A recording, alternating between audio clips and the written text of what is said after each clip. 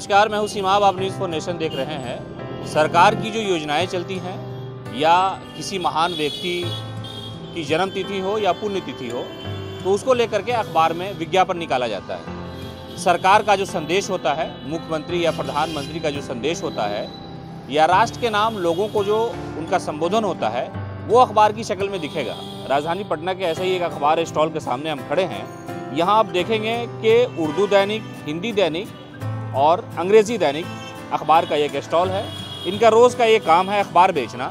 लेकिन इन सब अखबारों के बीच में आपको कहानी बताने जा रहे हैं कि ये कितना बड़ा घोटाला है। उर्दू अखबार में सरकार की तरफ से बड़े बड़े विज्ञापन दिए जाते हैं और ये विज्ञापन उन पाठकों को दिया जा रहा है जिन्हें उर्दू आती है, जबकि वही संदेश मुख्यमंत्री का या राज्यपाल का जो हिंदी अखबार में छपता है वो उर्दू में भी प्रकाशित होता है। लेकिन उर्दू का जो विज्ञापन है वो हिंदी की शक्ल में आता है।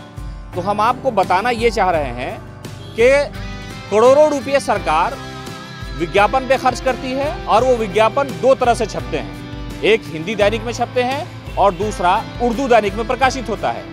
लेकिन सवाल ये खड़ा होता है कि अगर उर्दू दैनिक में भी हिंदी में ही संदेश का प्रकाशन होना है तो फिर सरकार उर्दू अखबार को, उर्दू न्यूज़पेपर को अपना विज्ञापन क्यों दे?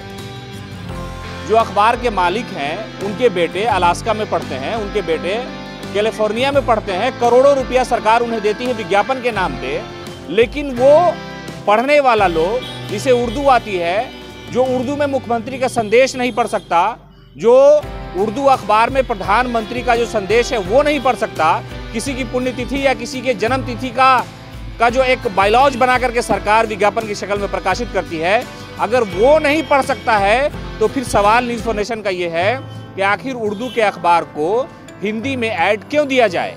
ये ऐड इसलिए दिया जाता है कि जो उर्दू के पढ़ने वाले लोग हैं, जो उर्दू के जानने वाले लोग हैं, वो उर्दू अखबार के माध्यम से उर्दू में प्रकाशित सरकार के विज्ञापन को पढ़े कि सरकार क्या संदेश देना चाहती है। आमतौर से होली, दिवाली, ईद, बकरा ईद के मौके पर मुख्यमंत्री और राज्यपाल का संदेश आता है और ये अखबार के माध्यम से आता है। लेकिन सवाल ये खड़ा होता है कि आपने देखा कि पिछले कई सालों से उर्दू दैनिक अखबार में जो सरकार का विज्ञापन छपता है वो हिंदी की शक्ल में छपता है।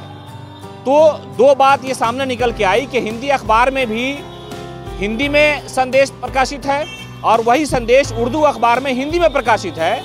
तो मुख्यमंत्री से सवाल ये है कि आखिर जो पाठक हिंदी के हिंदी में पढ़ रहे हैं वही पाठक उर्दू में हिंदी में पढ़ेंगे तो फिर उर्दू अखबार को करोड़ों रुपए का ऐड देने की ज़रूरत क्या है?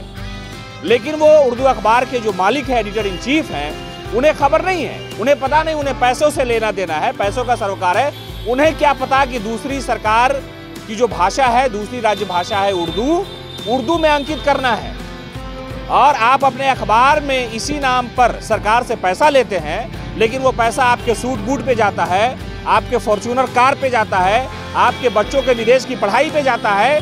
लेकिन वो उर्दू का जानकार जो अखबार इस नीयत से खरीदता है कि उसे खबरों के साथ साथ सरकार की योजनाओं के बारे में जानकारी मिले, उसे खबरों के साथ साथ इस बात की जानकारी मिले कि मुख्यमंत्री का संदेश आज राज्यवासियों को क्या है। लेकिन आज बुद्ध पूर्णिमा पर हमने आपको दिखाया कि ये जितने बड़े उर्दू के अखबार हैं जिन्हें करोड़ों रुपए का ऐड सरकार देती है, उसमें आपने देखा कि राज्यपाल का विज्ञापन हो, राज्यपाल का संदेश हो, मुख्यमंत्री का संदेश हो, प्रधानमंत्री का संदेश हो, वो सारा का सारा जो है वो हिंदी में छपा है।